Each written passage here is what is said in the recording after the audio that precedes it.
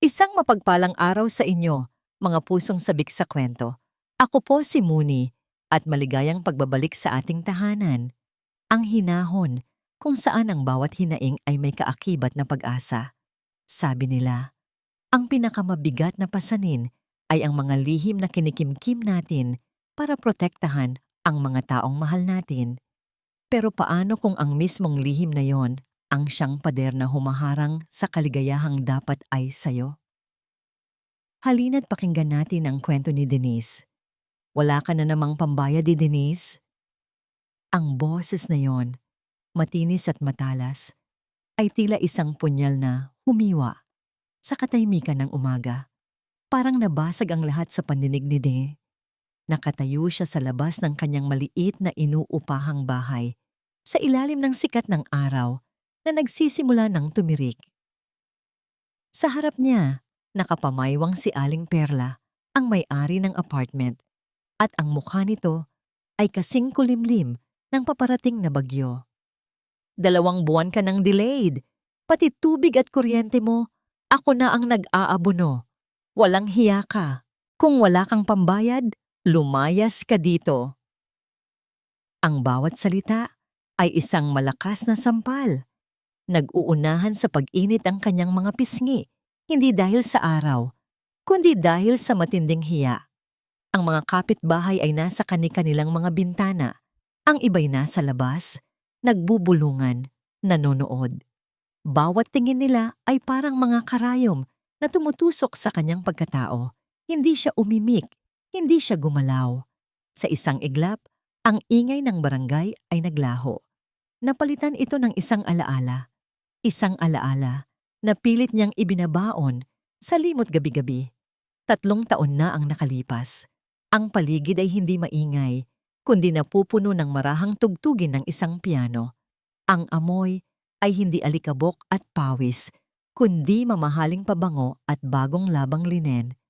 Nakatayo siya sa balcony ng isang presidential suite, nakatingin sa kumikinang na mga ilaw ng Makati.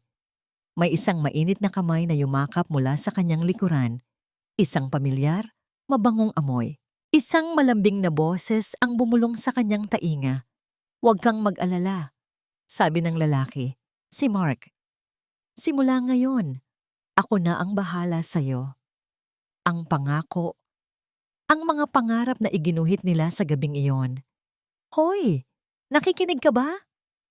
Ang sigaw ni Aling Perla ang biglang humila sa kanya, pabalik sa masakit na katotohanan, pabalik sa sikat ng araw, pabalik sa mga mapanghusgang mata. Ang pangako ay abo na lamang. Ang mga pangarap ay naging isang pasanin na siya lang ang nag-iisang bumubuhat. Ipinikit ni Denise ang kanyang mga mata. Sa pagpikit niya, hindi ang galit na mukha ni Aling Perla ang kanyang nakita. Hindi rin ang mga usisero niyang kapitbahay. Ang nakita niya ay 4 na maliliit na mukha. Mahimbing, payapa. Mga anghel na walang kamalay-malay sa unos na kinakaharap ng kanilang ina sa labas ng kanilang pinto. Dahil sa kanila, kaya niyang tiisin ang lahat. Ang bawat masasakit na salita, ang bawat mapangmatang tingin. Dahan-dahan niyang iminulat ang kanyang mga mata at tumingin ng diretso kay Aling Perla. "Pasensya na po, Aling Perla," sabi niya sa mahinang boses, sapat lang para marinig. "Bigyan niyo pa po ako ng ilang araw. Babayaran ko po kayo. Pangako po." Tumalikod na si Aling Perla, nagdadabog pa rin. "Siguraduhin mo lang, Denise. Kung hindi, sa susunod na linggo, lahat ng gamit mo nasa labas na ng kalsada." Isa-isang nagsipasukan sa kani-kanilang bahay ang mga kapitbahay, dala-dala ang panibagong tsismis para sa kanilang tanghalian. Naiwan si Denise na mag-isa, nakatayo pa rin sa kinatatayuan. Hinintay niyang mawala ang lahat. Nang sigurado ng walang nakatingin, pumasok siya sa loob at isinara ang pinto. Isinandal niya ang kanyang likod dito. Ang tunog ng pag-lock ng pinto ay tila isang malakas na buntong hininga. Humugot siya ng isang malalim na hininga. Pinunasan ang luhang hindi niya namalayang pumatak na pala. Ang pagiging mahina ay isang luhong hindi niya kayang bayaran. Pagharap niya, Ang kanyang muka ay nagbago. Ang bakas ng sakit at hiya ay napalitan ng isang hindi matatawarang pagmamahal. Sa isang malaking banig sa sahig, 4 na maliliit na katawan ang magkakatabing natutulog, magkakamukha. Ang kanyang lakas, ang kanyang kahinaan, ang kanyang pinakamalaking sikreto. Gumising ang isa sa kanila, kinusot ang maliliit na mata at tumingin sa kanya. Mama? Mama? Ang salitang iyon, puno ng inosente at pagtitiwala, ay tila isang susi na bumukas sa pinakailalim na baul ng kanyang alaala. Hinaplos ni Denise ang buhok ng kanyang anak at sa isang kisap mata, siya ay dinala ng kanyang isipan sa isang panahong hindi pa siya mama. Isang panahon kung kailan siya ay si Denise lamang. 3 taon na ang nakalipas. Siya ay si Denise, ang pinakamasipag na housekeeping staff ng Grand Astoria Hotel. Ang buhay niya ay isang paulit-ulit na routine. Maglinis ng mga kwarto, magpalit ng bedsheets, mag-iwan ng mga bagong tuwalya. Tahimik, halos invisible. Para sa mga mayayamang bisita, siya ay parte lang ng muebles, isang anino na dumadaan sa mga pasilyo. Pero hindi para sa kanya, hindi para kay Mr. Mark Arevalo ng Presidential Suite. Sa unang beses na nginitian siya nito, natigilan si Denise. Hindi iyon isang nangiting formalidad lang. Iyon ay isang nangiting umabot sa mga mata. Miss, thank you sa malinis na kwarto. Sabi nito noon. Simple lang. Pero para kay Denise, iyon ay isang pagkilala na may isang taong nagngangalang Denise sa mundong ito. Naging isang lihim na ritual ang kanilang mga maiikling pag-uusap. Kapag naglilinis siya, hindi ito aalis. Uupo lang ito sa sofa, magbabasa ng papeles, at paminsan-minsan ay magtatanong, "Kumusta ang araw mo, Denise?" O kaya naman, "Huwag kang magpagod masyado." Doon nagsimula. Sa mga simpleng pag-uusap, sa mga ninanakaw na sandali, nalaman niya ang tungkol sa pressure na nararamdaman nito sa pamilya. Nalaman nito ang tungkol sa pangarap niyang magkaroon ng sariling bake shop. Sa loob ng marangyang suite na yon, sila ay hindi CEO at staff. Sila ay si Mark at Denise, 2 taong nakahanap ng kapayapaan sa piling ng isa't isa. Ang gabi na hinding-hindi niya malilimutan. Ang gabi na nagpabago sa lahat. Dinala siya ni Mark sa balcony ng suite. Ang buong syudad ng Makati ay parang isang dagat ng mga alitaptap sa kanilang paanan. "Tingnan mo," sabi ni Mark, habang itinuturo ang madilim na kalangitan gamit ang kanyang telepono. May isang app doon na nagpapakita ng mga pangalan ng bituin. Ang layo nila, no? Minsan, parang imposible silang abutin. Tumango lang si Denise, namamangha sa ganda. Hinawakan ni Mark ang kanyang kamay. "Pero alam mo, Denise," bulong nito, "ang hininga ay mainit sa kanyang tainga. Kahit gaano kalayo, a star is still a star." Sa mga salitang yon, naniwala si Denise. Naniwala siyang marahil may puwang din para sa isang tulad niya sa kalangitan ng isang tulad ni Mark. Sa gabing iyon, sa ilalim ng mga bituin, ipinangako nila ang mga pangarap sa isa't isa. Makalipas ang 1 linggo, merong malaking charity event sa hotel. Isang gabi ng mga mamahaling damit at peking ngiti.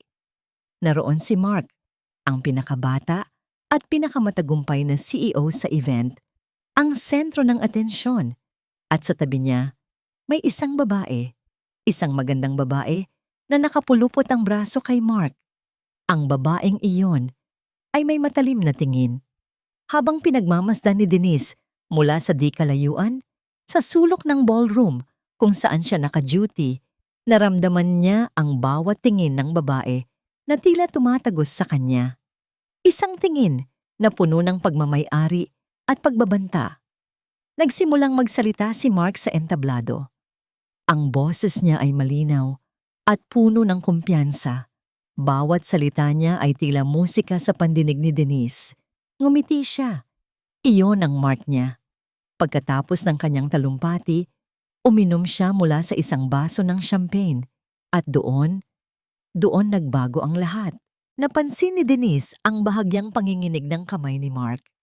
Ang boses nito ay biglang pumiyok. Isang butil ng pawis ang tumulo sa kanyang noo. And so, I hope, napatigil siya. Napahawak siya sa podium. Ang kanyang muka ay biglang namutla. Nagkagulo ang mga tao sa paligid niya, ngunit ang mga mata ni Denise ay nakatuon lamang sa kanya. Bago ito bumagsak, sa gitna ng nagsisimulang kaguluhan, ang mga mata ni Mark ay naghahanap at natagpuan nito ang mga mata ni Denise sa dulo ng silid. Sa huling lakas niya, may ibinulong ito.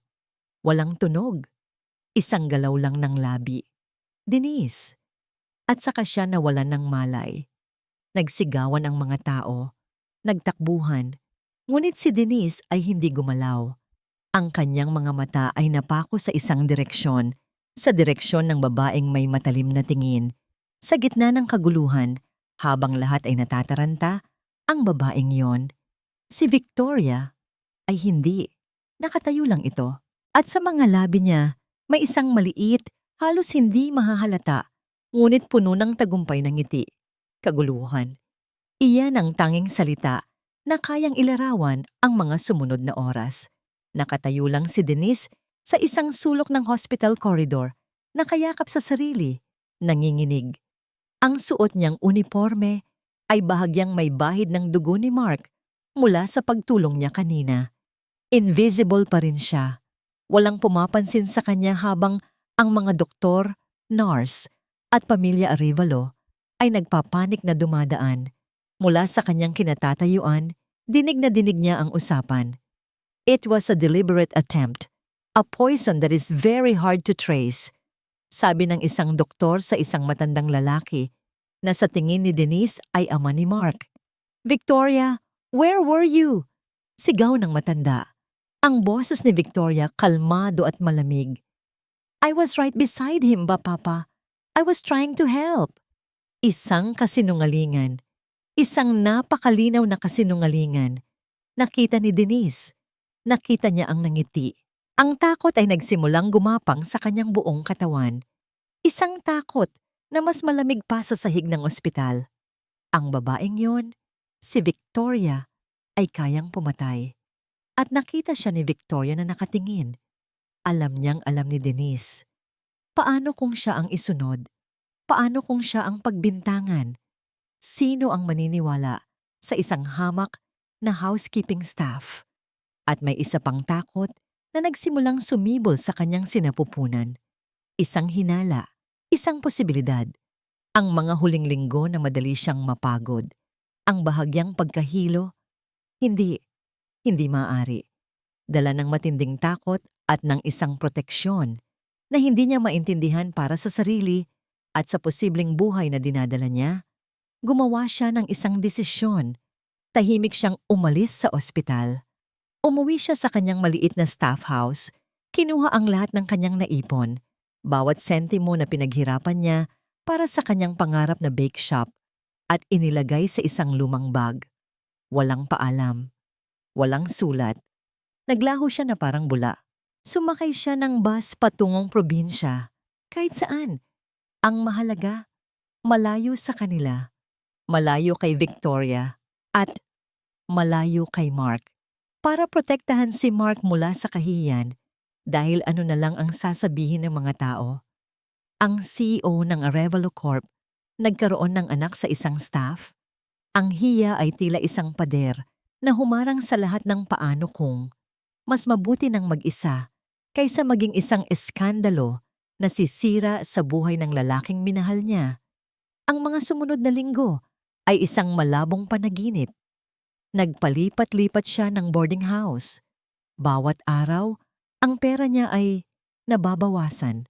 Bawat araw ang pag-asa niya ay nauupos. Hanggang sa isang araw, sa isang maalikabok na bayan sa Laguna na hindi niya alam kung paano napuntahan, naubos ang lahat. Wala ng pera, wala ng matutuluyan. Ang tanging nararamdaman niya ay ang kumakalam na sikmura at ang bigat sa kanyang sinapupunan. Habang naglalakad, nanghihina, biglang nanlabo ang kanyang paningin. Ang init ng araw ay naging napakabigat. Bago pa siya bumagsak sa semento, naramdaman niya ang mga anino. At pagkatapos, dilim. Nagising siya sa amoy ng mainit na sabaw. Nakahiga siya sa isang papag sa loob ng isang maliit na kusina.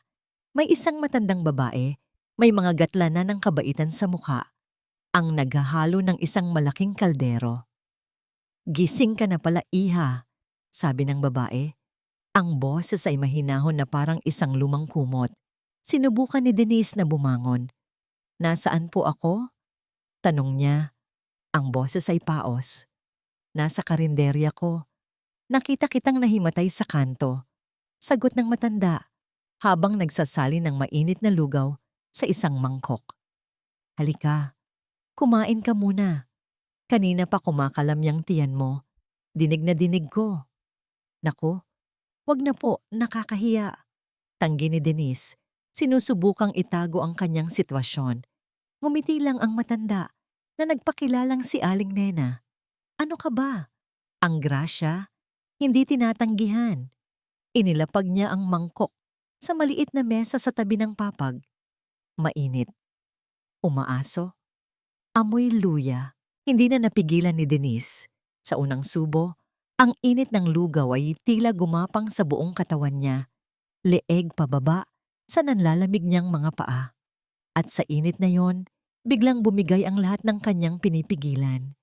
Sunod-sunod na pumatak ang kanyang mga luha, tumutulo sa lugaw na kanyang kinakain. Umiiyak siya, hindi lang dahil sa gutom, kundi dahil sa kabaitan. Sa loob ng ilang linggong pagtatago at pag-iisa, ito ang unang pagkakataon na may isang taong nagmalasakit sa kanya. Hindi nagtanong si Aling Nena, hindi niya inusisa kung saan siya galing o kung ano ang kanyang problema. Umupo lang ito sa tabi niya. At habang si Denise ay kumakain at umiiyak, marahan niyang hinaplos ang kanyang likod. Isang haplos na nagsasabing, "Sige lang iha, ilabas mo lang." Nang mga sumunod na araw, hinayaan ni Aling Nena si Denise na manatili sa maliit na kwarto sa likod ng karinderya. Tinulungan ni Denise sa paghuhugas ng pinggan at paglilinis bilang kapalit. Ngunit napansin ni Aling Nena na laging matamlay si Denise at madalas mahilo. "Mukhang malayo ang pinanggalingan mo, iha," sabi ni Aling Nena isang hapon. "At hindi ka nag-iisa sa paglalakbay na yan." Ang mga salita ni Aling Nena ay tila may dalang ibang kahulugan, ngunit hindi na nagtanong si Denise. "Kailangan mong magpatingin sa doktor," giit ng matanda. "Para sa'yo at para sa dinadala mo." Sinamahan ni Aling Nena si Denise sa isang maliit na klinik sa bayan. Ang doktor ay isang matandang babae na may mabait na ngiti. Pinahiga niya si Denise at sinimulang gamitin ang isang lumang ultrasound machine. "Okay naman ang lagay mo, iha. Medyo mababa lang ang dugo mo. Kailangan mo ng masustansyang pagkain at bitamina," sabi ng doktora habang iginagalaw ang probe sa tiyan ni Denise. Nakahinga ng maluwag si Denise, ngunit biglang kumunot ang noo ng doktora. Itinigil niya ang paggalaw. Tinitigan niyang mabuti ang itim at puting imahe sa screen. Nakinig siyang muli gamit ang kanyang stethoscope. May ibinulong siya sa sarili. "May problema po ba, Doc?" tanong ni Denise. Ang kaba ay biglang bumalik. Ngumiti ang doktora, isang ngiting halo ng pagkamangha, at hindi makapaniwalang tingin. Tumingin siya kay Denise. "Congratulations, iha. It's not just one heartbeat." Napahawak si Denise sa kanyang dibdib. Kambal? Kaya niya ba yon? Ngunit hindi pa tapos ang doktora. Huminga ito ng malalim na para bang naghahanda para sa isang malaking anunsyo. "It's 4. Nanlaki ang mga mata ni Denise. Ang ingay ng maliit na electric fan sa sulok ng klinik ay biglang nawala.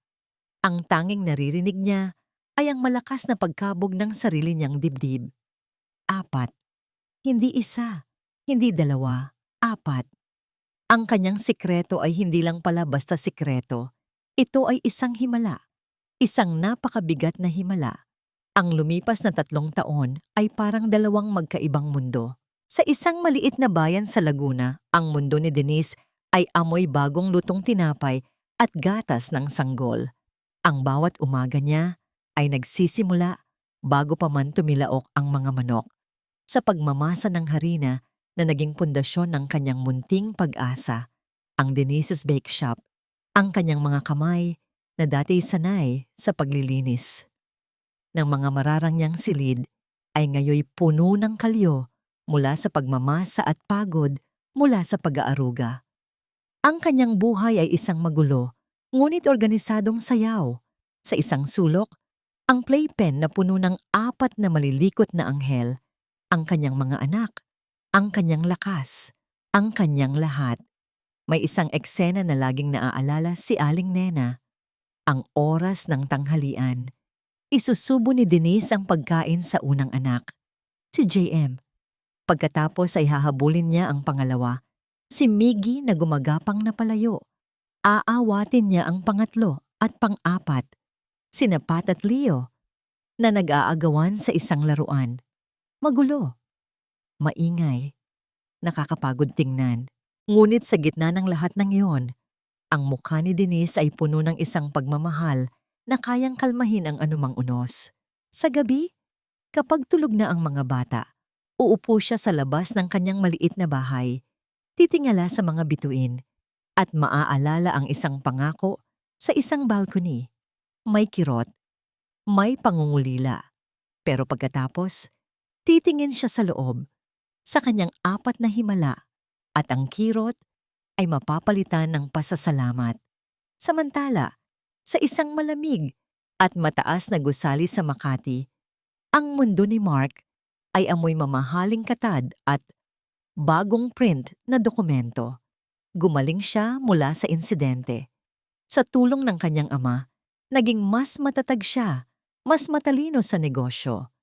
Pinalago niya ang Arevalo Corp sa paraang hindi inaasahan ng lahat. Ngunit ang tagumpay ay may lasang abo. Ang bawat gabi niya ay nagtatapos sa isang malaking, tahimik na penthouse kung saan ang tanging kasama niya ay ang mga alaala. Hindi siya tumigil sa paghahanap. Mr. Arevalo, 3 taon na po, sabi ng kanyang private investigator sa isang pag-uusap. Wala po kaming makitang record. Parang naglaho po siyang parang bula. Ipinakita ni Mark ang isang luma at medyo kupas ng litrato ni Denise na nakuha niya mula sa hotel records. Ang tanging litrato niya nito. Hanapin mo pa rin siya. Mariing utos ni Mark. Doblehin mo ang bayad. 3 taon, 5 taon, 10 taon. Hindi ako titigil. Hindi iyon dahil lang sa utang na loob. Ito ay dahil sa isang butas sa kanyang puso na si Denise lang ang kayang pumuno. At isang araw, pagkatapos ng 3 taon, 1,075 araw ng paghahanap at paghihintay, pinagtagpo sila ng tadhana. Nasa isang malaking mall si Denise, namimili ng mga supply para sa bake shop. Karga-karga niya ang isang malaking sako ng harina. Maingat na binabalanse ito. Sa kanyang pagmamadali, hindi niya napansin ang isang lalaking mabilis ding naglalakad mula sa kabilang direksyon. May kausap sa telepono. Nagkabanggaan sila. Kumalat sa sahig ang puting alikabok ng harina. Ang lahat ng pinamili ni Denise ay nagkalat. Nako, sorry po, sabi ni Denise habang nagmamadaling pinupulot ang kanyang mga gamit. Hindi man lang tinitingnan kung sino ang nakabangga. Miss, I'm so sorry, ako na. Ang boses, ang pamilyar na boses na yon, ang boses na naririnig niya sa kanyang mga panaginip sa loob ng 3 taon. Parang huminto ang pag-ikot ng mundo ni Denise. Dahan-dahan, dahan-dahang-dahan, iniangat niya ang kanyang tingin. Ang ingay ng mall ay biglang nawala. Ang mga taong dumadaan ay naging mga malabong anino. Ang tanging malinaw sa kanyang paningin ay ang lalaking nakatayo sa harap niya. Mas matipuno na ngayon, mas seryoso ang muka. Pero ang mga mata, iyon pa rin ang mga matang nangako sa kanya ng mga bituin. Si Mark. Natigilan din si Mark. Ang inis sa kanyang mukha dahil sa natapong kape sa kanyang mamahaling suit ay biglang naglaho. Napalitan ito ng gulat, ng pagkalito. at ng hindi maipaliwanag na saya. Ang babaeng pinahanap niya sa buong Pilipinas ay nasa harap niya lang, naliligo sa alikabok ng harina. Ang unang naramdaman ni Denise ay takot. Kailangan niyang tumakbo. Kailangan niyang magtago. Bago pa siya makatayo ng maayos, tumalikod na siya para tumakas. Ngunit mas mabilis si Mark. Nahawakan nito ang kanyang braso. Hindi mahigpit, ngunit sapat para pigilan siya. Isang hawak na puno ng 3 taon ng pangungulila. Denise? Basag ang boses ni Mark. Parang hindi makapaniwala. Saan ka nagpunta? 3 taon kitang hinanap.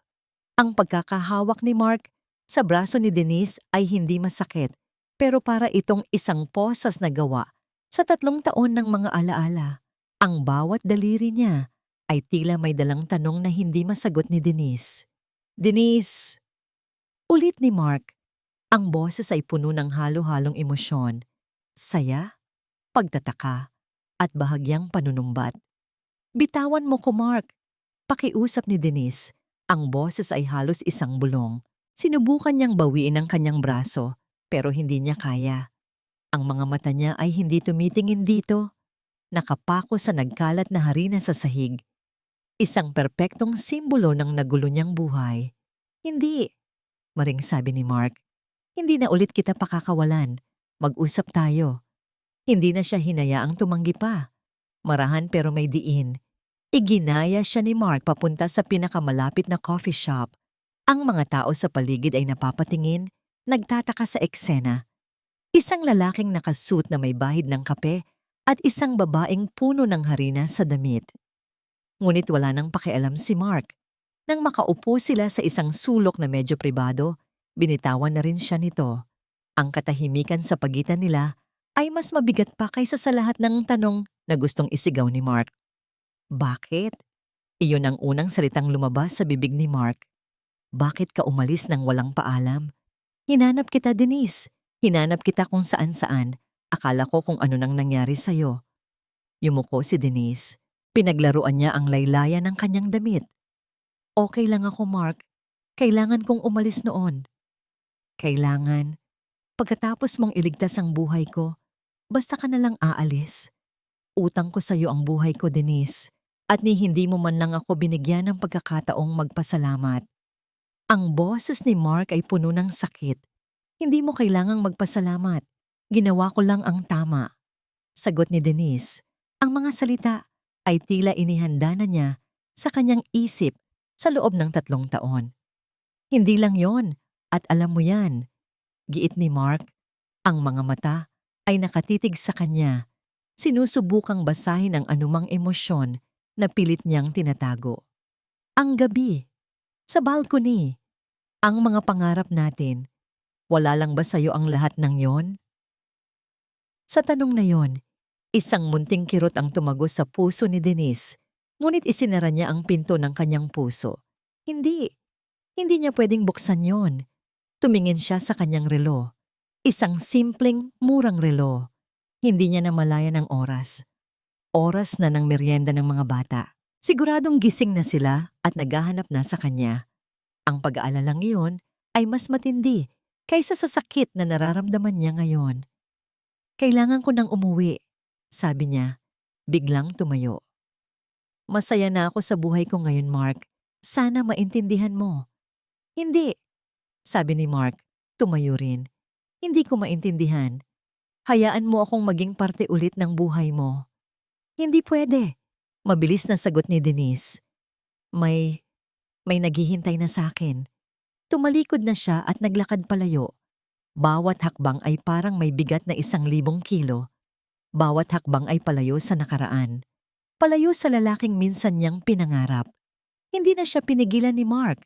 Pinanood niya lang itong maglakad palayo hanggang sa mawala sa dami ng tao. Pero hindi niya kaya. Hindi niya kayang tanggapin na iyon na ang wakas. Pagkatapos ng 3 taon, hindi pwedeng ganito lang. Sumunod siya. Sa di kalayuan, pinanood niya si Denise na sumakay ng jeep. Sumakay si Mark sa kanyang kotse at sinundan ng jeep. Nakita niya itong bumaba sa terminal ng tricycle sa bungad ng isang simpleng barangay. Huminto si Mark sa kabilang kalsada, sa likod ng isang tinted na bintana. Pinanood niya si Denise na maglakad papasok sa isang eskinita. Bagsak ang kanyang mga balikat. Ano ba ang inaasahan niya? Na pagkatapos ng 3 taon, hihintayin pa rin siya nito? Napakuyom ang kanyang mga kamao sa manibela. Paalis na sana siya, puno ng pagkadismaya at mas marami pang tanong kaysa dati nang isang eksena ang pumukaw sa kanyang atensyon. Isang maliit na batang lalaki, marahil mga 3 taong gulang, ang masayang tumatakbo sa gilid ng kalsada. Bigla itong natapilok at nadapa. Umiyak ito ng malakas. Walang nag-atubili. Bumaba ng kotse si Mark at nilapitan ng bata. "Hey, okay ka lang boy?" Marahang tanong na niya, habang tinutulungan itong tumayo at pinapagpagan ng alikabok sa mga tuhod nito. Umiyak ito ng malakas. "Mama! Mama!" Ang sigaw ng bata ay parang isang malakas na sampal na gumising kay Mark mula sa kanyang pagkatulala. Ang mga matang yon ay parang 2 piraso ng salamin na sumasalamin sa sarili niyang mukha. Imposible! Sa sigaw ng bata, biglang bumukas ang isang pinto sa eskinita. Lumabas si Denise. Ang mukha ay puno ng pag-aalala. Ngunit nang makita niya si Mark na hawak-hawak ang kanyang anak, ang pag-aalala sa mukha niya ay napalitan ng purong takot. Isang takot na tila nakakita ng multo. "Leo!" Sigaw ni Denise. Mabilis niyang kinuha ang bata mula sa mga braso ni Mark. Hindi siya tumingin kay Mark. Hindi siya nagsalita. Niyakap niya ng mahigpit ang kanyang anak na para bang pinoprotektahan ito mula sa isang malaking panganib at mabilis na pumasok pabalik sa loob ng bahay. Isinara niya ang pinto nang may bahagyang kalabog. Naiwan si Mark na nakatayo sa gitna ng kalsada. Ang kanyang mga kamay ay nakaawang pa sa ere. Ang init ng katawan ng bata ay nanatili pa sa kanyang mga braso. Ang sigaw nito ng mama ay paulit-ulit na umalingaw sa kanyang isipan. Hindi siya nakatulog ng gabing iyon. Ang mga imahe ay paulit-ulit na naglalaro sa kanyang isip. Ang mga mata ng bata, ang takot sa mukha ni Denise, ang mabilis nitong pagtakas, ang matematika ay hindi nagsisinungaling. 3 taon.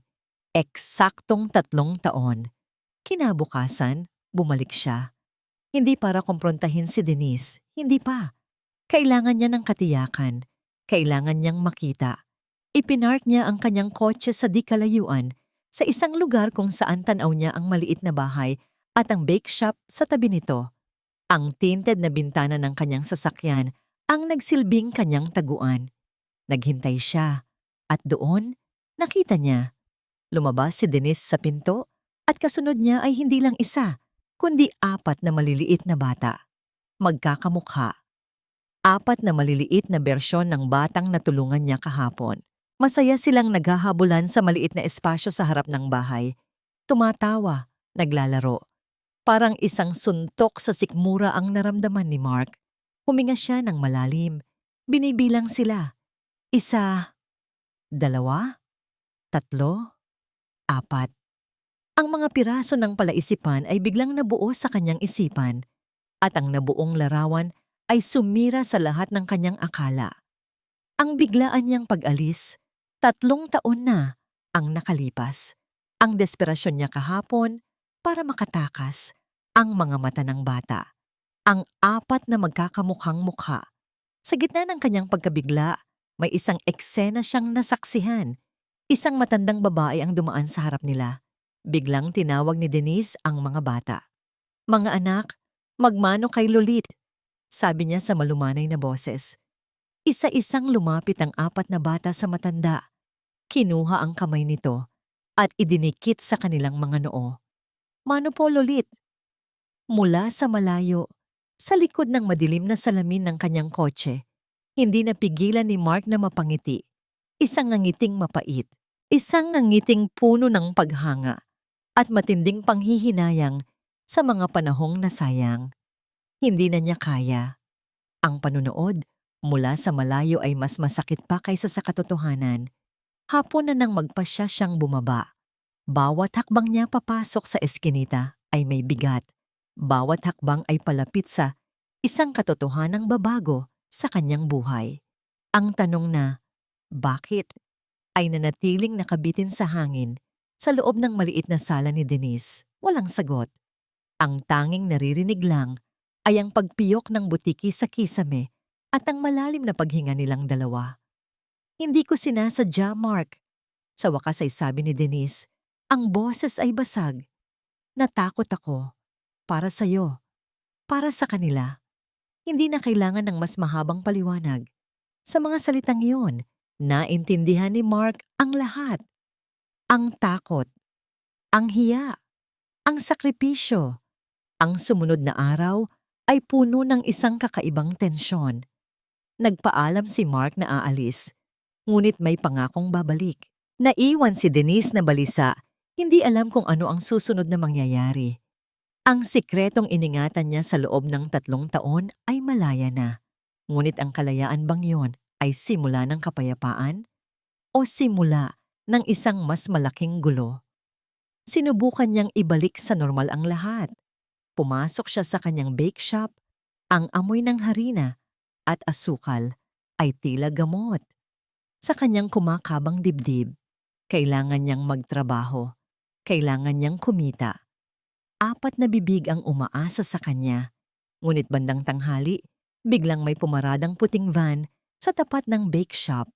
Bumaba ang 2 taong naka-uniforme, may dalang mga clipboard, sanitary inspectors. Magandang araw po, sabi ng isa sa kanila, isang babaeng walang emosyon ng mukha.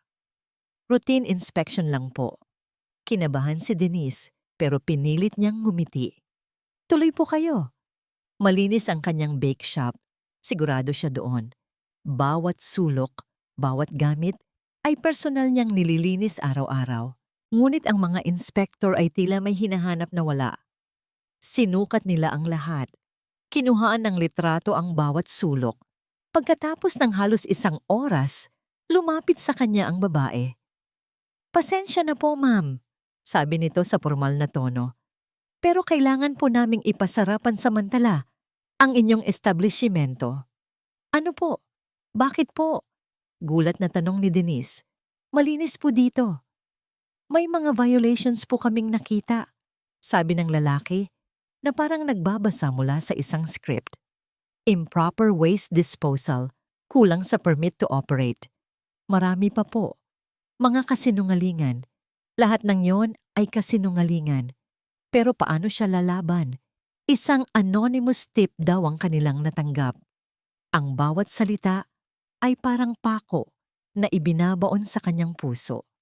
Walang awa nilang idinikit ang isang malaking papel sa salamin ng pinto. CLOSED by order of the Municipal Health Office. Ang sign na yon ay parang isang hatol ng kamatayan para sa kanyang mga pangarap. Ang kahihiyan ay bumalik. Mas matindi kaysa kahapon. Ang mga kapitbahay ay muling naglabasan, nagbubulungan. Nandoon si Aling Nena. Ang mukha ay puno ng pag-aalala. Hayaan mo na, Denise, sabi ni Aling Nena habang niyayakap siya. Halatang may gumagalaw na malaking tao. Gabi na. Ang bake shop ay madilim at tahimik. Si Denise ay nakaupo sa kanyang maliit na kusina, nakatingin sa kawalan. Ang puhunan niya, ang pinaghirapan niya, lahat ay nawala sa isang iglap. Ngunit narinig niya ang maliliit na yabag. Mama, gutom na po kami, sabi ni JM. Napatingin si Denise sa kanyang 4 na anak. Sa mga mata nila, wala siyang nakitang problema. Ang tanging nakita niya ay pagtitiwala. Tumayo siya. Kahit gumuho na ang kanyang mundo, ang 4 na sulok ng kanyang kusina ay mananatiling buo para sa kanila. Kumuha siya ng harina at itlog. Kahit sarado ang kanyang negosyo, gagawa pa rin siya ng tinapay. Nag-bake siya ng isang maliit na cake gamit ang mga natitirang sangkap.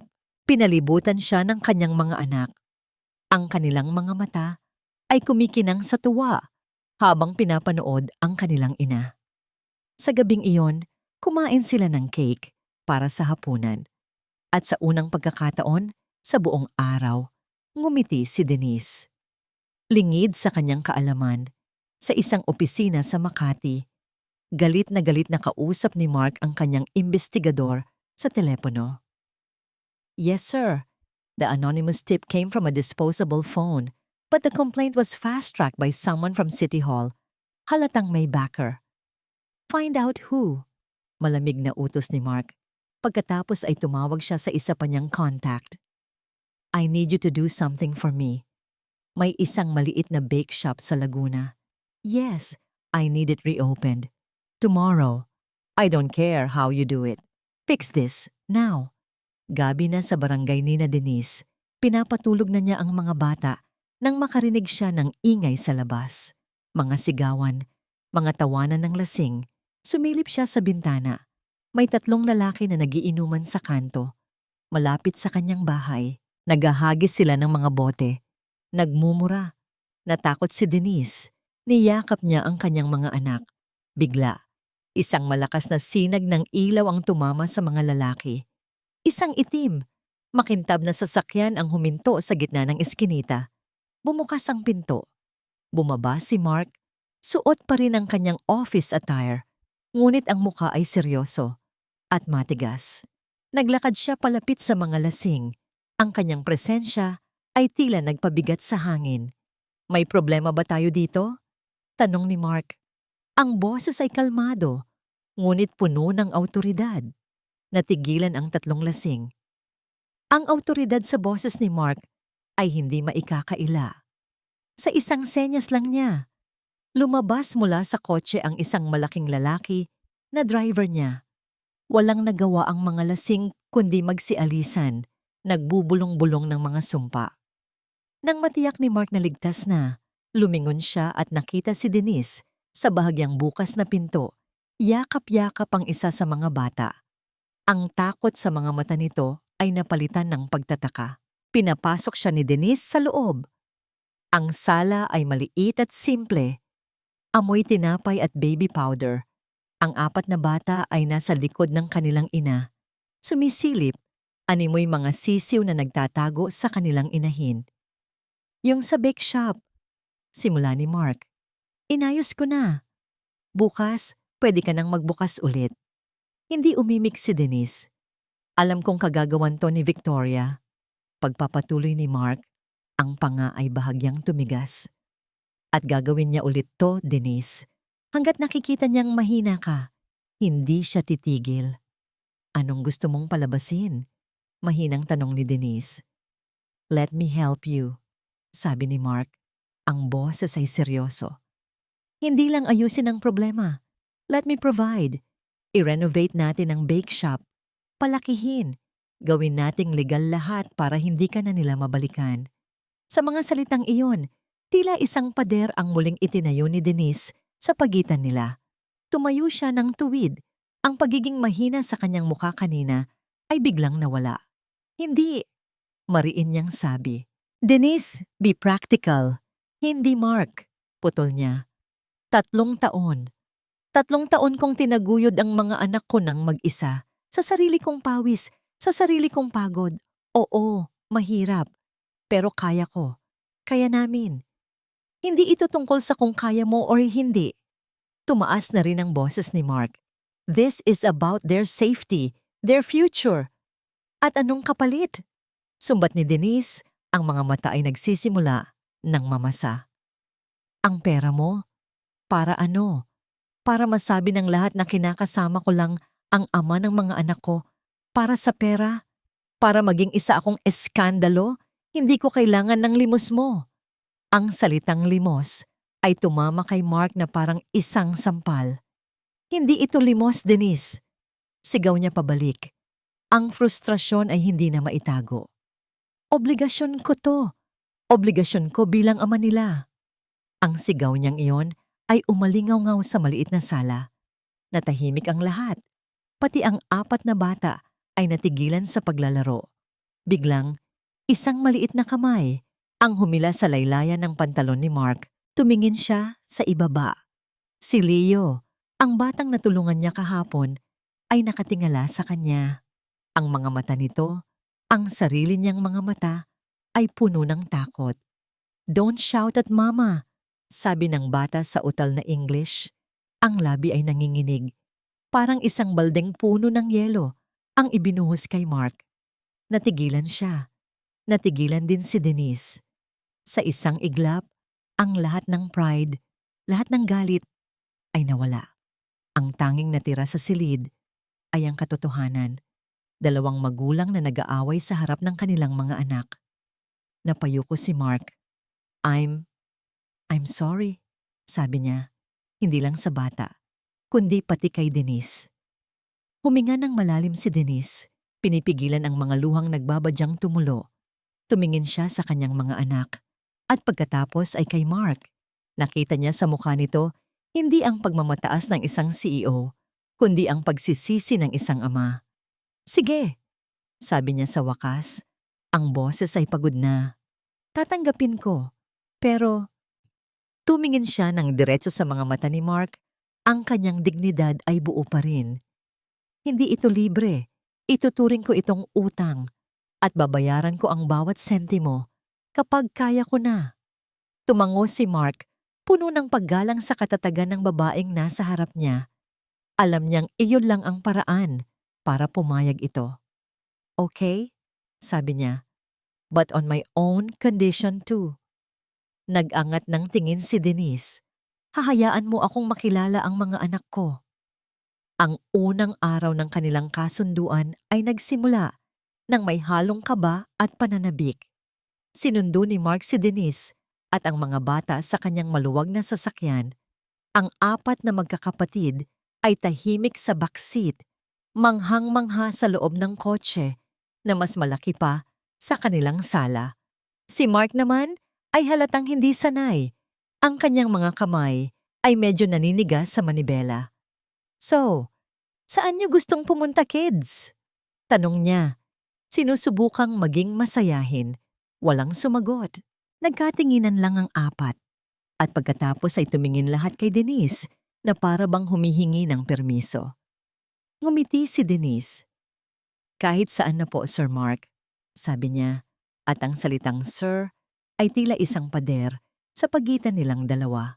Napabuntong hininga si Mark. Ito ay magiging mas mahirap kaysa sa inaakala niya. Dinala niya sila sa isang malaking amusement park. Ang lugar ay isang dagat ng tawanan at musika. Sa una, ang mga bata ay nakakapit lang sa palda ni Denise, takot sa ingay at sa dami ng tao. Si Mark naman ay nakatayo lang, hindi alam kung ano ang gagawin. Paano ba pasayahin ang isang 3 taong gulang? 4 sa kanila? "Subukan natin ang carousel," mungkahi ni Denise. Sumakay sila. Pinili ng mga bata ang mga kabayong kumikinang. Si Denise ay umupo sa tabi ni Pat. Si Mark, pagkatapos ng ilang sandali ng pag-aalinlangan, ay umupo sa tabi ni JM. Nang magsimulang umikot ang carousel at tumugtog ang masayang musika, dahan-dahang nawala ang takot sa mga mata ng mga bata. Napalitan ito ng purong saya. "Faster, Mama, faster!" sigaw ni Miggy.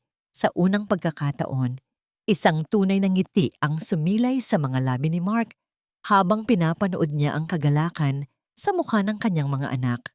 Sumunod ang pagkain ng ice cream, isang magulong eksena ng mga tsokolateng kumalat sa pisngi at mga damit. Si Mark, na sanay sa fine dining, ay natagpuan ng sarili na nagpupunas ng mga malalagkit na kamay at bibig. At sa halip na mainis, natuwa siya. Ito ang pinakamasaya at pinakamakalat na pagkain na naranasan niya. Sa gitna ng kanilang kasiyahan, sa sobrang excitement, si Miggy ay tumakbo ng mabilis, natapilok, at nadapa. Isang malakas na iyak ang pumuno sa hangin. Bago pa man makalapit si Denise, si Mark na ang unang dumating. Agad niyang binuhat ang umiiyak na bata. May maliit na gasgas sa tuhod nito. Walang pag-aalinlangan, ginawa ni Mark ang isang bagay na hindi niya kailanman inakalang gagawin niya. Hinalikan niya ang may gasgas na tuhod. "It's okay," marahan niyang sabi habang pinapatahan ng bata. "Strong boys don't cry for long." Napatigil si Denise. Sa loob ng 3 taon, Siya lang ang laging nagsasabi sa mga anak niya na maging matatag. Ngayon, sa unang pagkakataon, may ibang tao nang nagsabi nito, isang ama. Ang buong hapon ay lumipas na puno ng mga ganitong sandali. Dahan-dahan, natututo si Mark. Natututo siyang maging ama. At si Denise, sa bawat tawa ng kanyang mga anak, ay dahan-dahang ibinababa ang pader na itinayo niya sa paligid ng kanyang puso. Para sa isang hapon, sila ay isang normal na pamilya. Isang buong pamilya. Ngunit sa di kalayuan, sa loob ng isang itim na luxury car na may dark-tinted windows, may isang pares ng mga matang nanonood. Bawat ngiti, bawat tawa, bawat yakap ay tila lason sa kanyang paningin. Hawak ni Victoria Arevalo ang kanyang telepono. Ang camera ay naka-zoom in sa masayang pamilya. Click, click, click. Bawat tunog ng camera shutter ay parang isang bala. Ang mukha niya ay walang emosyon, maliban sa galit na nag-aalab sa kanyang mga mata. Para sa kanya, ang eksenang yon ay hindi nakakatuwa. Ito ay kasuklam-suklam, isang banta. Pag-uwi nila ng gabing iyon, ang sasakyan ay puno ng katahimikan, isang masayang katahimikan ng mga batang pagod sa paglalaro. Binuhat ni Mark ang dalawang natutulog na bata, habang karga naman ni Denise ang dalawa pa. Masaya sila, pagod, payapa. Ngunit nang papalapit na sila sa pinto, may napansin si Denise. May isang puting sobre na nakasuksok sa siwang ng kanilang pinto. Maingat niyang ibinaba ang mga bata sa sofa at kinuha ang sobre. Walang pangalan, walang address. Kinabahan siya. Dahan-dahan niyang binuksan ito. Ang laman ay hindi sulat, mga litrato. Ang mga litrato nila kanina sa amusement park, kuha mula sa malayo. Ang litrato nila habang nasa karusel. Ang litrato nila habang kumakain ng ice cream. Ang litrato ni Mark habang buhat-buhat si Miggy. At sa ilalim ng mga litrato, may isang maliit na papel na may nakasulat sa makinilya. Lubusin niyo na ang kasiyahan niyo dahil malapit na itong matapos. Ang init ng masayang araw ay biglang naglaho. Napalitan ito ng nanunuot na lamig ng takot. Ang lamig na dala ng sobrang iyon ay tila kumalat sa buong bahay. Ang masayang pagod ay napalitan ng isang mabigat na katahimikan. Kinuha ni Mark ang mga litrato mula sa nanginginig na kamay ni Denise. Tiningnan niya ang mga ito, isa-isa. Ang kanyang mukha, na kanina lang ay puno ng ngiti, ay unti-unting naging isang maskara ng yelo at galit. Isang galit na hindi nakasigaw. Isang galit na tahimik, ngunit mas nakakakilabot. Get the kids to bed, sabi niya sa boses na hindi pa naririnig ni Denise dati. Malamig. Puno ng kontroladong bagsik. Lock the doors. Don't open them for anyone. Pabalik ako. Hindi na niya hinintay ang sagot ni Denise. Tumalikod siya. Kinuha ang mga litrato at lumabas ng pinto. Ang tunog ng kanyang mamahaling sasakyan na umarangkada palayo ay tila isang dagundong ng kulog na nagbabadya ng isang matinding bagyo. Ang biyahe mula Laguna hanggang Makati ay hindi niya naramdaman. Ang tanging laman ng kanyang isip ay isang pangalan. Victoria. Dire-diretso siyang pumasok sa Arevalo Tower. Ang mga security guard at empleyado na nakakasalubong niya ay yumuyuko. Ramdam ang itim na aura na bumabalot sa kanilang CEO. Hindi siya tumigil sa kanyang opisina. Dumiretso siya sa isang palapag na mas mataas, ang opisina ng kanyang kapatid. Binuksan niya ang pinto nang walang katok. Naroon si Victoria, nakaupo sa likod ng kanyang malaking mesa, kalmadong nagbabasa ng isang dokumento na para bang walang nangyari.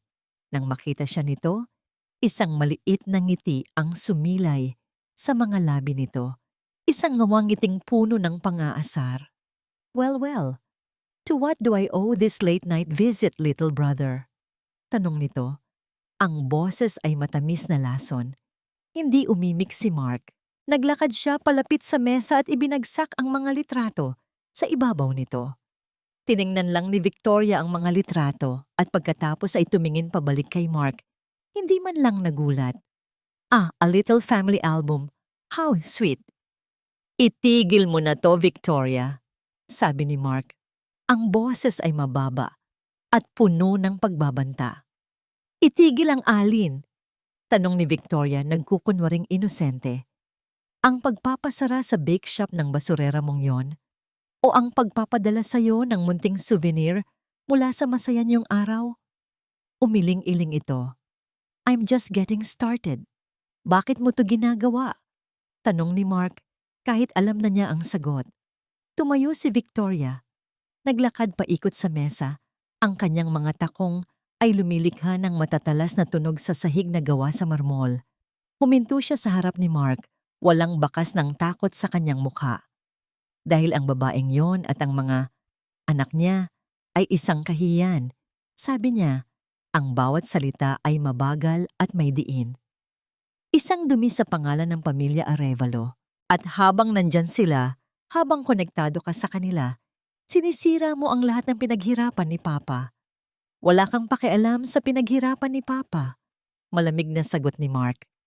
Ang tanging pakialam mo lang ay ang mana. Tumawa si Victoria, isang tawang walang saya. Of course.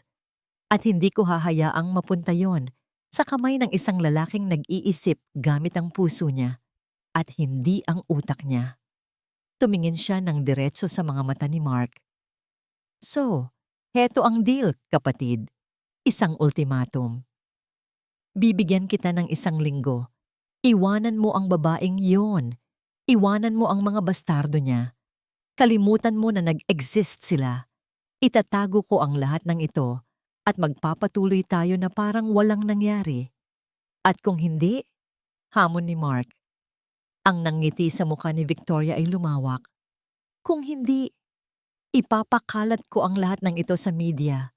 Ang mga litrato, ang birth certificate ng mga bata na nakuha ko na. Lahat. Isipin mo ang headline, Mark. Ang tagapagmana ng Arevalo Corp. May 4 na anak sa labas sa isang katulong sa paypay. Goodbye career. Goodbye reputation. At ang pinakamatindi, goodbye Arevalo Empire. Dahil sa iskandalong yan, babagsak ang stocks natin. Sisirain mo hindi lang ang sarili mo, kundi ang buong pamilya. Ang bigat ng mga salitang yon ay parang isang bundok na bumagsak sa mga balikat ni Mark. Ito na, ang imposibleng desisyon, ang kanyang pamilya o ang pamilyang gusto niyang buuin. Napayukom ang kanyang mga kamao. Sa isang iglap, gusto niyang magwala. Gusto niyang sirain ang lahat sa loob ng opisinang yon. Ngunit alam niyang iyon ang gusto ni Victoria. Ang makita siyang talunan. Sa halip, huminga siya ng malalim. Tiningnan niya ang kanyang kapatid, hindi na may galit, kundi may awa. You know what's sad, Victoria? Mahinahon niyang sabi. You have all the money and power, but you've never known what it feels like to be truly loved. And you never will. Ang mga salitang iyon ay tila isang sampal na hindi inaasahan ni Victoria. Sa isang saglit nakita ni Mark ang isang munting kirot sa mga mata nito bago ito muling natakpan ng galit. Tumalikod na si Mark at naglakad palabas. Habang paalis, napansin niya ang sekretarya ng kanilang ama na nag-aalalang nakatingin sa kanya. Isang tingin na tila nagsasabing, mag-iingat ka. Ang biyahe pabalik sa Laguna ay mas mabigat. Ang bawat kilometro ay tila nagpapabigat sa desisyong kailangan niyang gawin. Nang makarating siya, nadatnan niya si Denise na naghihintay sa labas, balisa. Ang ilaw mula sa poste, ang tanging nagbibigay liwanag sa kanyang mukha na puno ng tanong. Bumaba si Mark ng kotse, bagsak ang kanyang mga balikat, pagod ang kanyang mga mata. Ang lahat ng tapang at galit kanina ay napalitan ng isang nakakabinging bigat. Denise, sabi niya, ang boses ay pagod at tila walang pag-asa. I think we need to talk. Sa paninig ni Denise, ang mga salitang iyon ay parang isang hatol, isang pagsuko. Ang hangin sa pagitan ni Mark at Denise ay tila lumamig. lumikha ng isang hindi nakikitang pader. Ang mga salita ni Mark, I think we need to talk, ay tila mga piraso ng yelo na tumama sa puso ni Denise. Pagsuko, iyan ang tanging naiisip niya.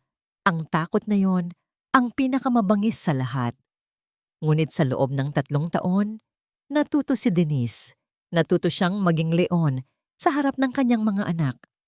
Ang pader na pinaniniwalaan ni Mark na itinayo niya sa pagitan nila ay siya ring pader na pinagsimulan ng kanyang lakas. Tumayo siya ng tuwid. Ang pagiging mahina ay nawala sa kanyang mukha. Isang matigas na determinasyon ang pumalit. Pumasok tayo, sabi niya. At sa boses niya, walang bahid ng takot o pagkalito. Pumasok sila sa bahay. Walang nag-abalang umupo. Nakatayo lang sila sa gitna ng sala. Ang maliit na espasyo ay tila naging isang malaking arena. Ikinuwento ni Mark ang lahat. Ang ultimatum ni Victoria, ang mga litrato, ang pagbabanta. Bawat salita ay may bigat. At habang nagsasalita siya, lalong bumababa ang kanyang mga balikat. Pagkatapos niyang magsalita, katahimikan muli. Hinintay ni Mark ang reaksyon ni Denise, mga luha, galit, o marahil pagtanggap. Ngunit walang alinman. Tumingin si Denise sa kanyang mga anak na mahimbing na natutulog sa banig sa sahig. Ang kanilang mga mukha ay payapa at inosente. Ang paningin na yon ay tila nagbigay ng apoy sa kanyang kaluluwa.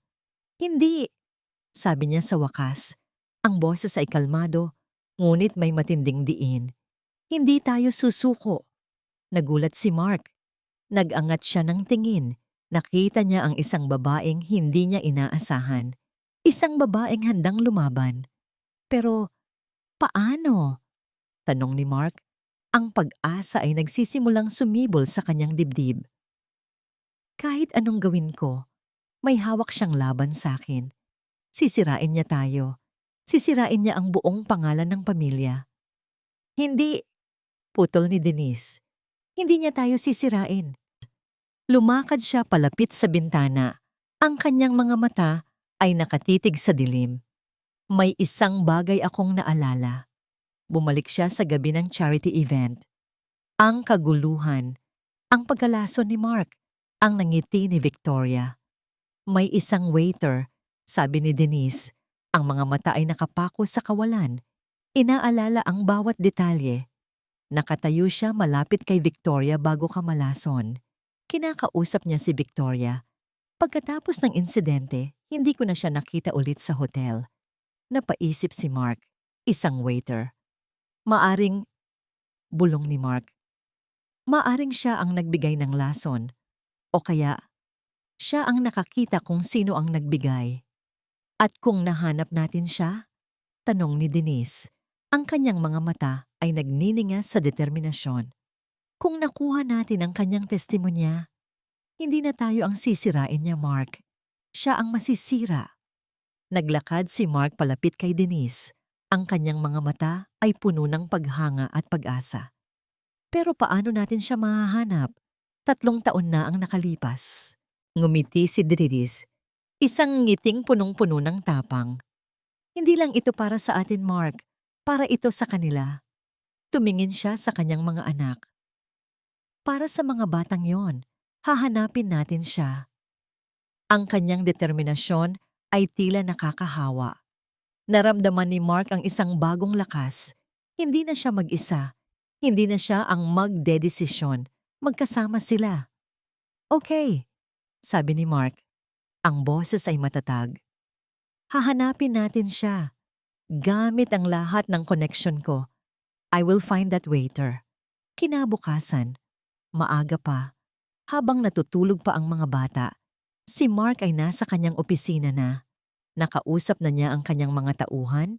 Binigyan sila ng utos na hanapin ang waiter na yon kahit saan pa ito nagtago. Makalipas ang 2 araw ng walang tigil na paghahanap, sa wakas, may balita. Isang tawag mula sa kanyang investigador. Sir, nahanap na po namin siya. Nagtatago po siya sa isang liblib na lugar sa Tarlac. Nagpalit na ng pangalan. Halatang takot na takot. Go get him, utos ni Mark. Sabihin mo, safe siya sa amin. Sabihin mo, protektado siya. Bandang hapon nakatanggap si Mark ng isa pang tawag. Sir, nasa Laguna na po kami. Sinabi namin ang tungkol sa proteksyon. Ayaw pa ring magsalita ng diretsyo, pero sumama naman. Tumingin si Mark kay Denise. Tara na, sabi niya. Nahanap na natin siya. Magkasama silang pumunta sa isang lumang bahay sa isang liblib na bahagi ng Laguna. Sa loob, naroon ang waiter, nakaupo sa isang silya. Ang kanyang mukha ay maputla at ang mga mata ay puno ng matinding takot. Isang matandang lalaki na nagkukunwaring hindi nakakakita. Kumatok si Mark sa pinto. Marahang binuksan ito ng waiter, ang kanyang mga mata ay gumapang mula kay Mark patungo kay Denise. Nakilala niya ito. Ang kanyang mga mata ay lumaki sa gulat. Anong kailangan niyo sa akin? Tanong ng waiter. Ang boses ay nanginginig. Halos hindi marinig.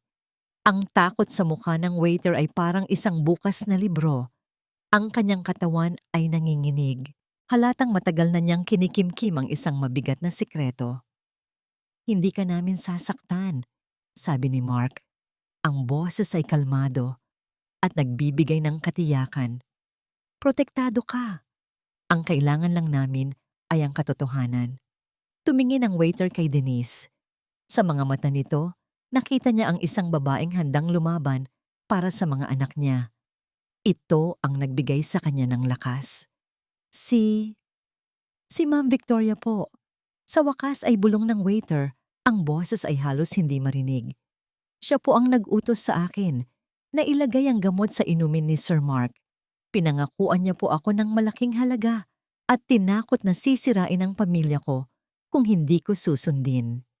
Ang bawat salita ay parang isang malakas na busina na umalingaw-ngaw sa isip ni na Mark at Denise. Ang matagal nang hinihintay na katotohanan.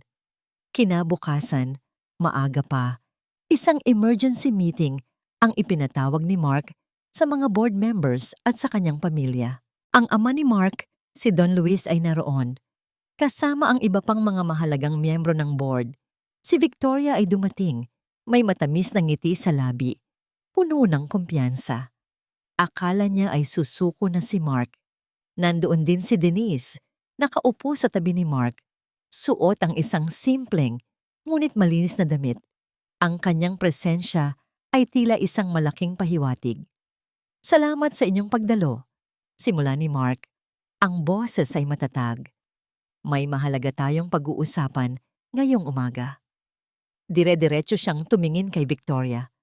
Tungkol sa insidente 3 taon na ang nakalipas. Ang pagkalason na muntik nang kumitil sa buhay ko. Ang nangiti ni Victoria ay nanatili sa kanyang labi. Matagal na yon, Mark. Bakit pa natin binabalikan? Dahil ang hustisya ay walang expiration date, Victoria. Sagot ni Mark. Nagbigay siya ng senyas. Bumukas ang pinto. Pumasok ang waiter at sa tabi nito ay ang private investigator ni Mark. Nanlaki ang mga mata ni Victoria. Ang kanyang ngiti ay biglang naglaho. Pinalitan ito ng purong gulat at takot. Siya, bulong nito.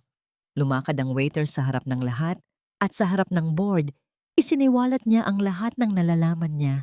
Ang utos ni Victoria, ang pagbabanta, ang lason, ang bawat salita ay parang isang hampas ng latigo na tumama kay Victoria. Ang mukha niya ay namutla. Ang kanyang katawan ay nagsimulang manginig.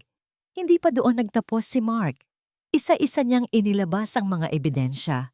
Mga bank transfer mula sa account ni Victoria patungo sa account ng waiter.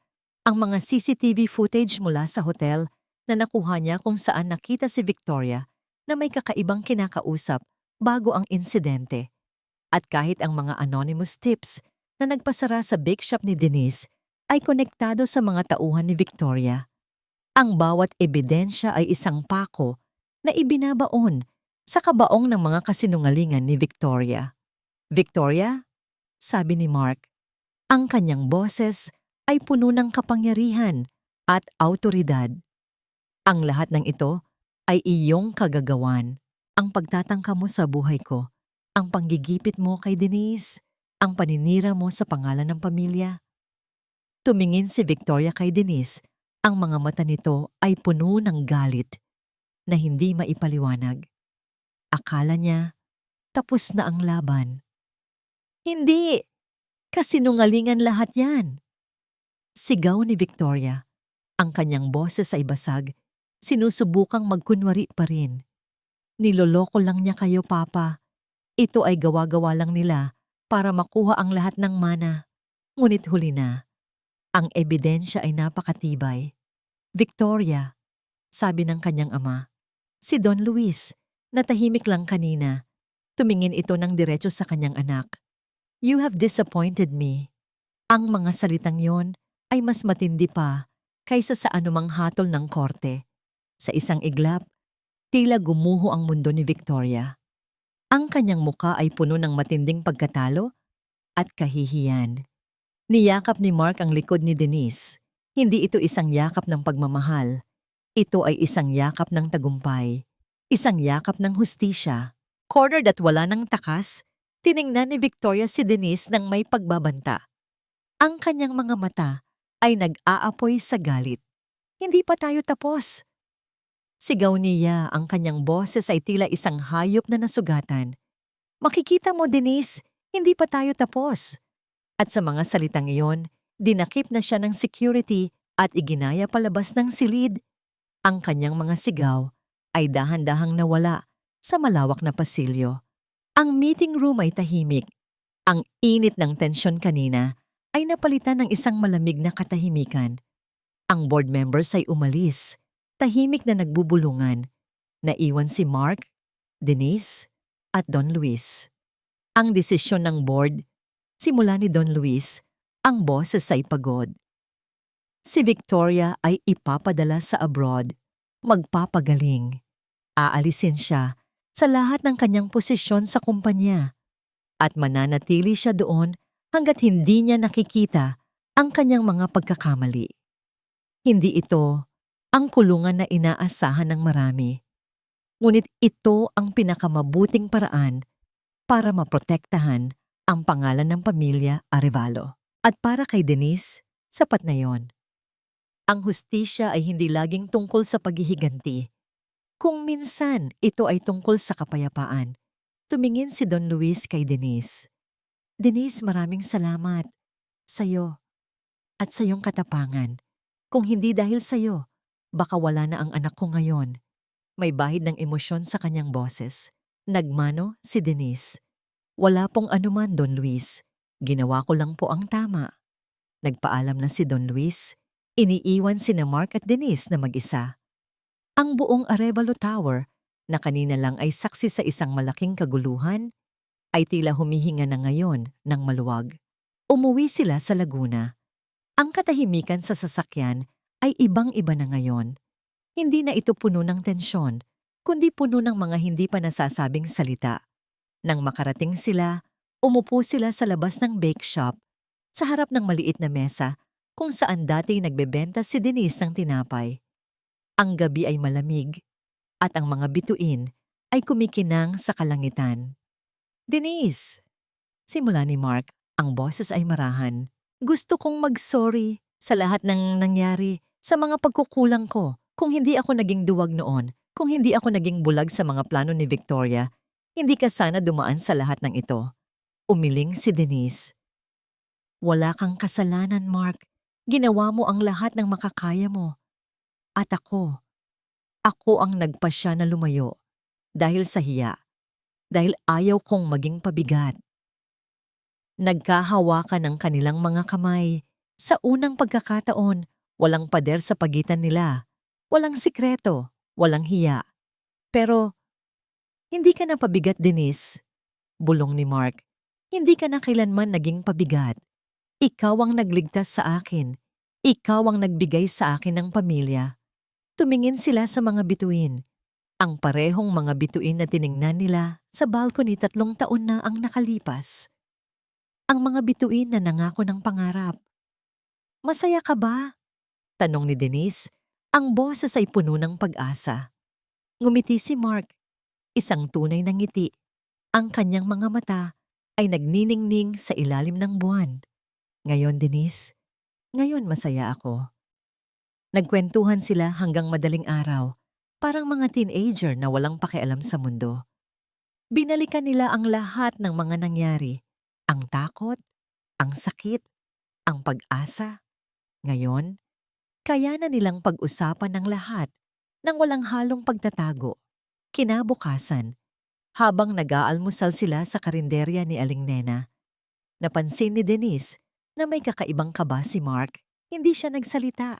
Hinayaan niya lang ito. Matapos ang almusal, iginaya ni Mark si Denise pabalik sa harap ng bake shop nila. Ang araw ay nagsisimula pa lang sumikat. Wala pang tao. Lumuhod si Mark sa harap ni Denise, hindi sa loob ng isang mamahaling restaurant o sa gitna ng isang engranding ballroom, kundi sa harap ng bake shop nila, sa simento na madalas nilang linisin. Walang singsing, walang marangyang dekorasyon. Ang tanging naroon lang ay ang kanilang mga puso. Denise, sabi niya, ang kanyang mga mata ay puno ng pagmamahal at paggalang. Hindi ko maipapangako ang isang perpektong buhay. Hindi ko maipapangako na hindi na tayo magkakaroon ng problema dahil alam kong ang buhay hindi ganoon. Hinawakan niya ang kamay ni Denise. Pero maipapangako kong haharapin natin ang bawat imperpektong araw ng magkasama. Haharapin natin ang bawat hamon, ang bawat kalungkutan, at ang bawat saya. Will you build a family with me? Hindi lang para sa mga bata, kundi para sa ating dalawa. Napaluha si Denise, isang luhang puno ng kagalakan at pasasalamat. Ang sagot ay hindi na kailangan pang sabihin sa salita. Tumango siya. Ang araw ng kasal. Hindi ito isang magarbo o engranding seremonya sa isang malaking simbahan sa Maynila. Ito ay isang simpleng misa sa maliit na simbahang bato sa bayan ni Denise. Ang mga bisita ay iilan lamang. Si Aling Nena na umiyak sa gilid at si Don Luis na ngayon ay may ngiti na sa mga labi. Ang 4 na bata ay naroon. Suot ang malilinis na damit. Hindi pa masyadong naiintindihan ang lahat, ngunit masaya. Si Denise, suot ang isang simpleng puting bestida na binili lang niya sa isang local boutique, ay nakatingin kay Mark na naghihintay sa altar. Sa kanyang paglalakad, hindi niya nakita ang marangyang dekorasyon na madalas niyang linisin noon. Nakita niya lang ang kinabukasan, ang kanyang pangarap. Pagkatapos ng seremonya, nagkaroon ng maliit na salo-salo sa likod ng bake shop na ngayon ay nilagyan na ng mga fairy lights.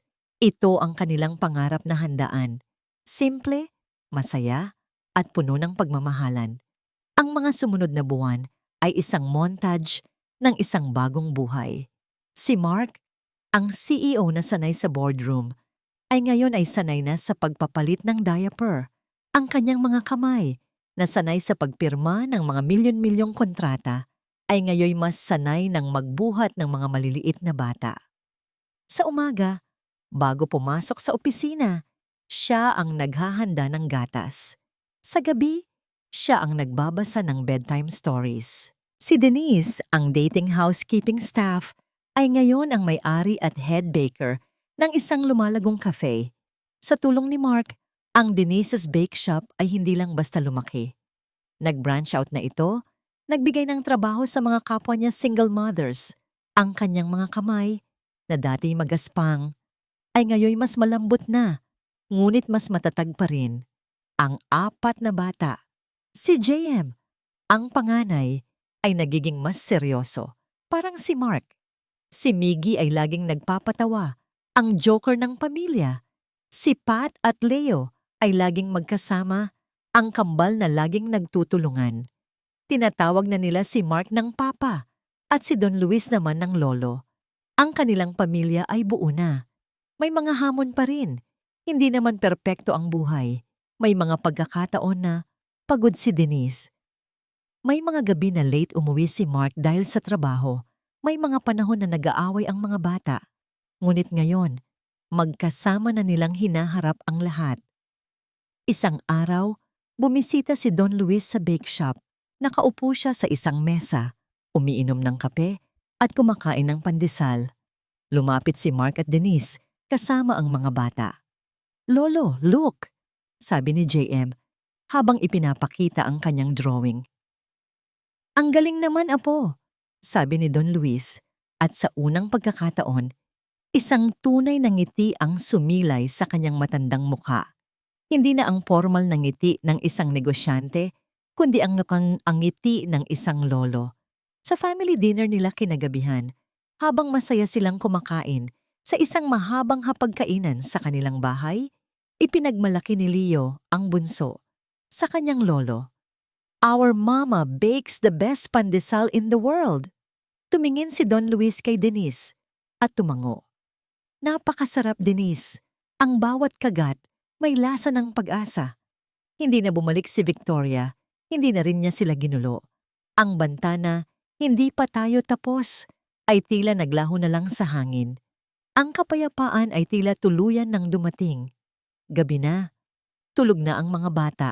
Ang kanilang mga tawa ay tila naririnig pa rin sa buong bahay.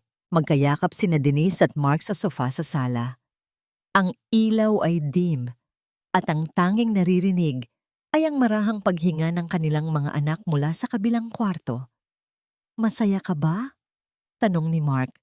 Ang kanyang baba ay nakapatong sa ulo ni Denise. "Sobra," bulong ni Denise, mahigpit na nakayakap dito. "Sobra." Ang buhay ay hindi naging madali. Ang kanilang paglalakbay ay puno ng tinik at pagsubok. Ngunit sa huli, natagpuan nila ang isang bagay na mas mahalaga kaysa sa anumang kayamanan o kapangyarihan. 1 taon na ang lumipas. Ang maliit na bake shop ni Denise, na dati halos mamatay sa gitna ng mga pagsubok, ay hindi na basta Denise's Bake Shop.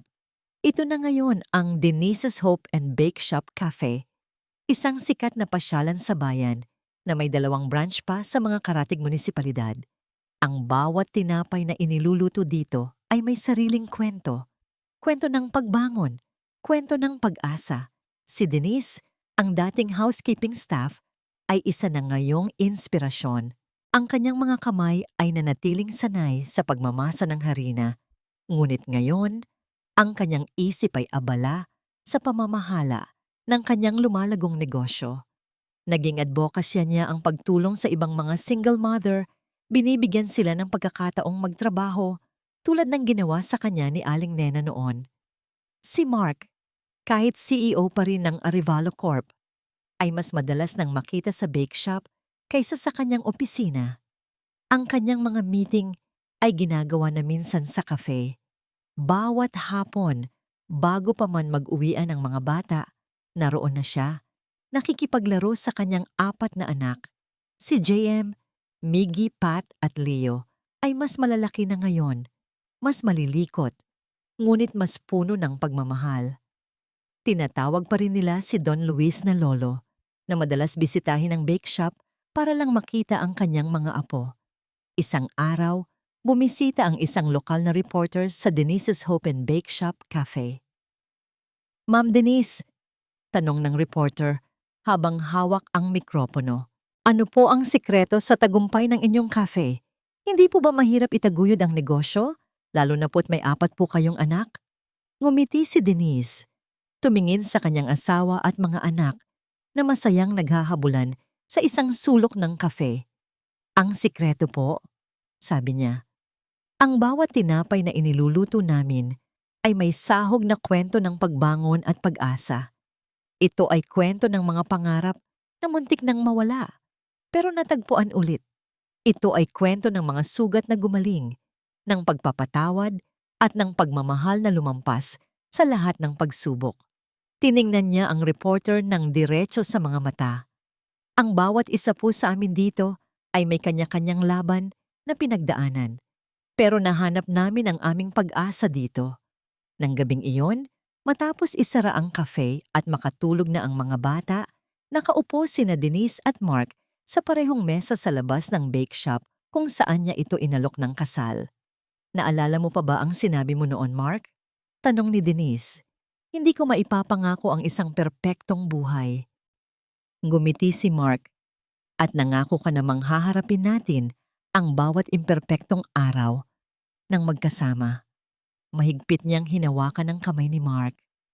Oo, hindi perpekto ang kanilang buhay. May mga pagkakataon na babalik ang mga alala ng sakit.